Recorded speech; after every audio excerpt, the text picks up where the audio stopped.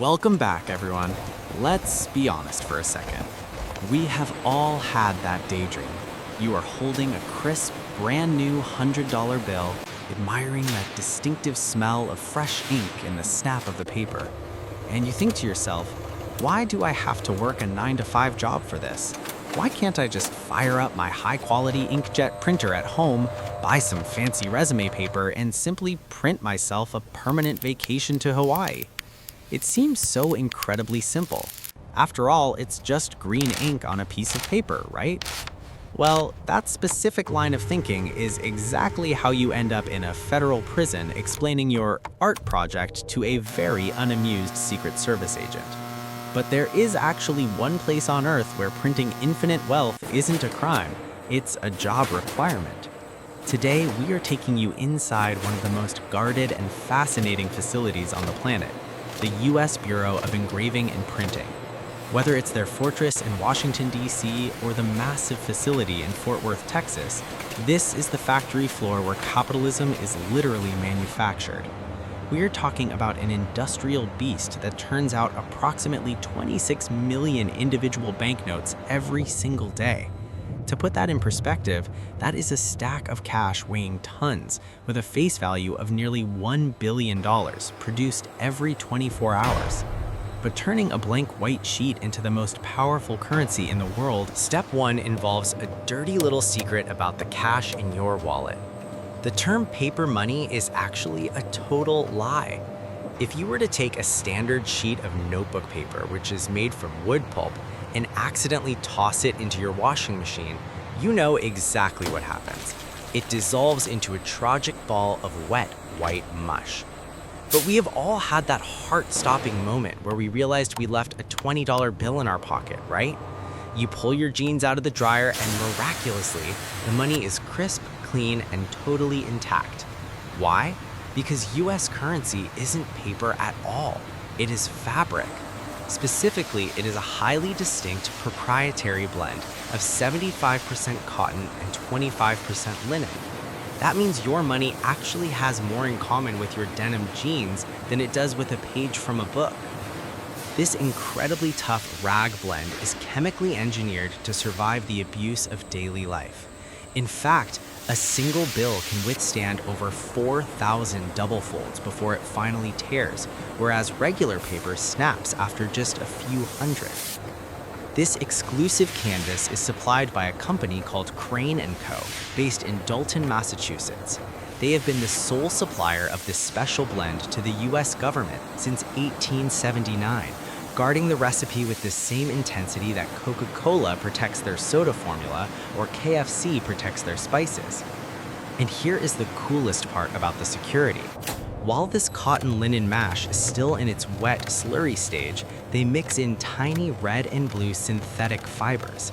If you look closely now that we have our fancy high-tech fabric, you might expect the next step to involve supercomputers, AI algorithms, or at least a really expensive subscription to Adobe Photoshop. But actually, we are going to travel back in time. Step 2 takes place in a quiet, dimly lit studio where the loudest sound is often just the scratching of metal against metal. This is the world of the master engravers. These aren't just graphic designers, they are elite artists who train for over 10 years, literally longer than it takes to get a PhD or become a brain surgeon, just to master this craft. They sit hunched over heavy steel plates, using a tiny sharp chisel called a graver to hand carve every single dot, dash, and hatch mark you see on a bill. And here is the crazy part. They have to do this entirely backward, carving a mirror image of the final design.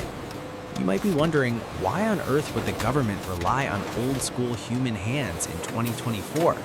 The answer is surprisingly simple. Computers are actually too perfect.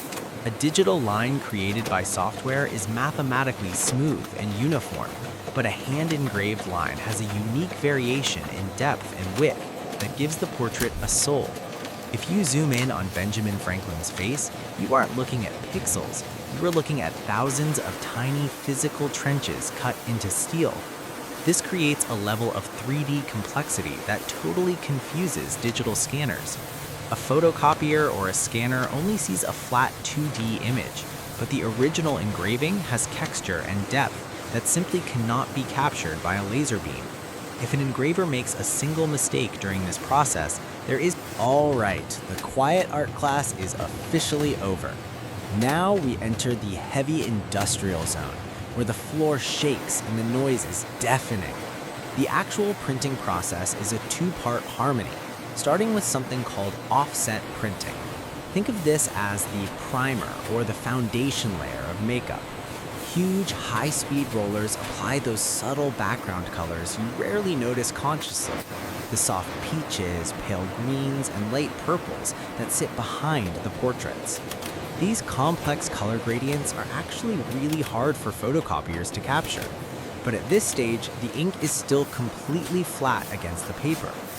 The sheets then have to dry for up to 72 hours before they are ready for the main event, the intaglio press. This is where the magic and the violence happens. Intaglio is just a fancy Italian word that means to cut in, and it is the heart and soul of American currency. Remember those hand-carved steel plates?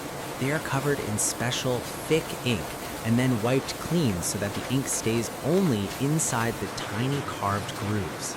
The paper is then fed into the press where it gets slammed against the plate with a mind-boggling 20 tons of hydraulic pressure. To put that in perspective, that is roughly the weight of 3 full-sized school buses. So the ink is dry, the texture is rough, and the sheets look absolutely perfect to the naked eye.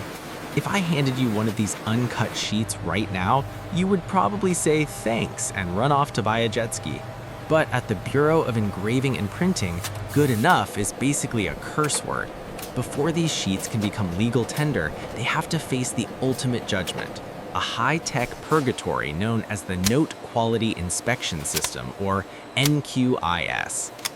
Think of this machine as the most terrifyingly strict teacher you ever had in elementary school.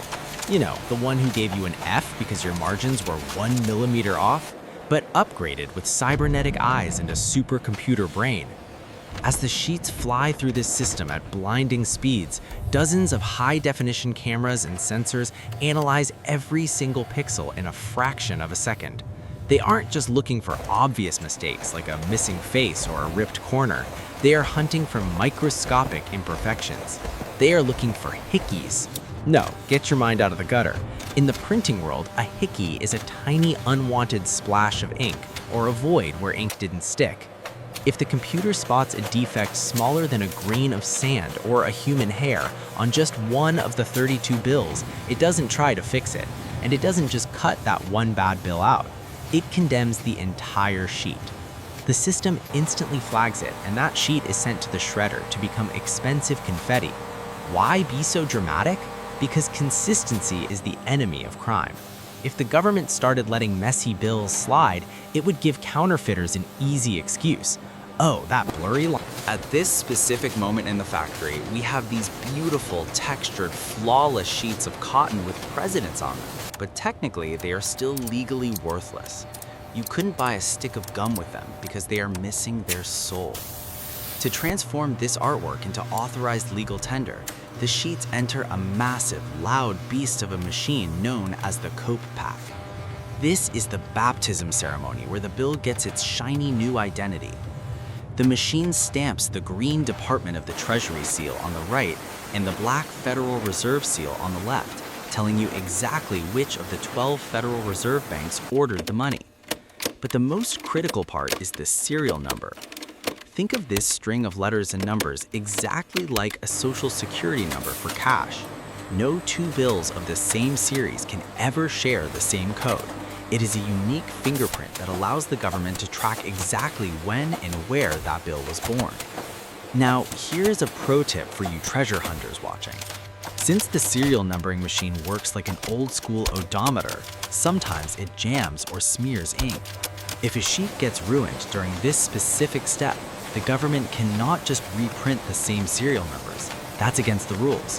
Instead, they replace the ruined notes with a special run that has a star symbol at the end of the serial number instead of a letter. We call these star notes. Seriously, check your wallet right now. If you find a bill with a star on it, keep it. It's rare, and collectors will often pay way more than face value for it. It's like finding a golden ticket in your chocolate bar. So the bricks are wrapped, packed, and loaded onto heavily armored trucks, basically tanks on wheels. They leave the fortress of the BEP and are distributed to the Federal Reserve vaults across the country. From there, they flow into the veins of the economy, eventually landing in your local bank, your paycheck, or that sketchy ATM at the gas station. But once it leaves the factory, the honeymoon is officially over. Money has a really rough life. Think about it. It gets crumpled into pockets, thrown into tip jars, accidentally sent through the washing machine, and traded for everything from tacos to Teslas. Because of this daily abuse, a standard dollar bill only survives about 6 to 7 years in circulation before it looks like it survived a war zone. Higher denomination bills, like the $100, last a lot longer, mostly because people tend to hide them under mattresses rather than buy gum with them. But eventually, every bill gets too torn, taped, or soiled to use. When that happens, banks send it back to the Fed to meet its maker. It enters the mutilated currency division, where it is analyzed one last time and then shredded. Millions of dollars are pulverized into gray cotton fluff every single day. It sounds painful to watch, but it's necessary to make room for the fresh, crisp new bills coming off the line. It is a constant, never-ending cycle of destruction and